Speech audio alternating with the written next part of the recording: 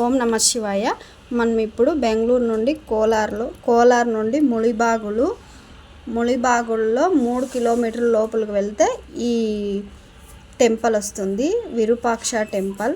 సాధారణంగా అన్ని టెంపుల్లోనూ గర్భగుడిలో ఒకే శివలింగం ఉంటుంది, కానీ ఇక్కడ మాత్రం 2 శివలింగాలు ఉంటాయి.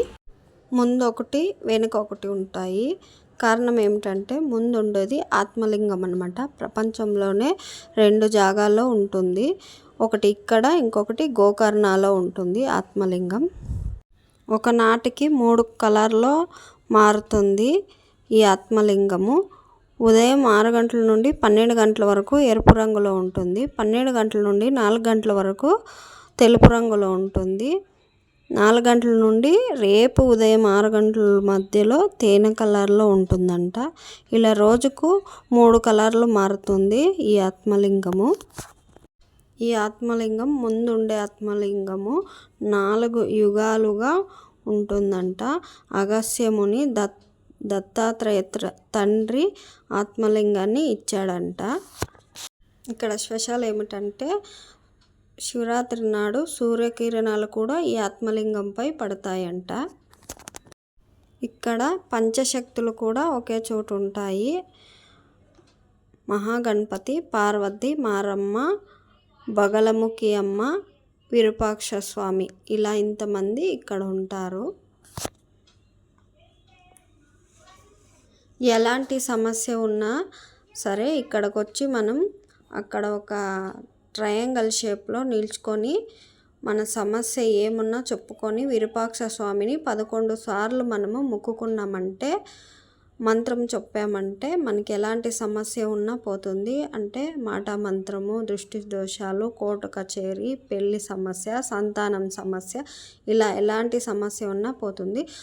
అంతేకాకుండా తండ్రి పక్క సమస్య ఉన్నా పోతుంది, తల్లి పక్కన సమస్య ఉన్నా కూడా పోతుందంట. శివుని కన్నా దేవుడు లేడు, గాయత్రి మంత్రం కన్నా మంత్రం లేదు, రుద్రాభిషేకం కన్నా అభిషేకం లేదు అని అంటారు. ఇక్కడికి వచ్చిన తర్వాత రుద్రాభిషేకం కంపల్సరీ చేయించుకుంటే చాలా చాలా మంచిది.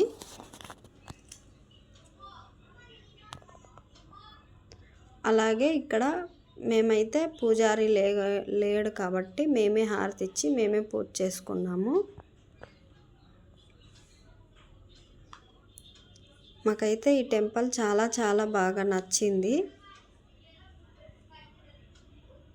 చూడండి, ఇక్కడ ఉండే ట్రయాంగిల్ దగ్గరే నేను చెప్పింది. అక్కడ నిల్చుకొని 11 సార్లు విరూపాక్షాయ నమః అని మనము చేతుల పైకెత్తి మనం ఆ స్వామిని తలుచుకున్నామంటే మనకున్న నెగిటివ్ ఎనర్జీ అంతా పోయి పాజిటివ్గా మన పిల్లలు సంతోషంగా ఉంటారు.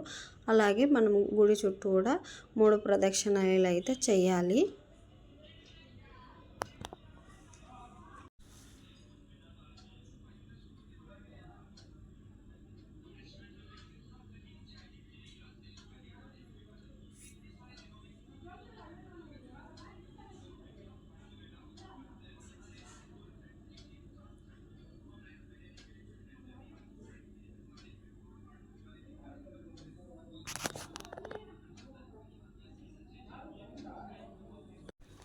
అలాగే మనకి ఇక్కడ కోనేరు కూడా కనిపిస్తుంది. అక్కడ కూడా నమస్కారం చేసుకొని బయటకు వచ్చామంటే ఆంజనేయ స్వామిని కూడా దర్శనం చేసుకో. ఇలాంటి అద్భుతమైన ఆలయాలు ఇంకా ఎన్నో మీకు చూపించడానికి మీ సహాయం నాకు అవసరం. దయచేసి అందరూ సబ్స్క్రైబ్ చేసుకోండి. మంచి మనసుతో సబ్స్క్రైబ్ చేసుకునే ప్రతి ఒక్కరికి ఆ పరమేశ్వరుడు తప్పక దీవిస్తాడు. మీరు అందించే లైక్ వలన నాకు చాలామంది ఆ దేవుని దర్శన భాగ్యం దొరుకుతుంది. తప్పక ఆ పుణ్య ఫలితం మీకే కలుగుతుంది. Please subscribe to my channel Kumari Ranga.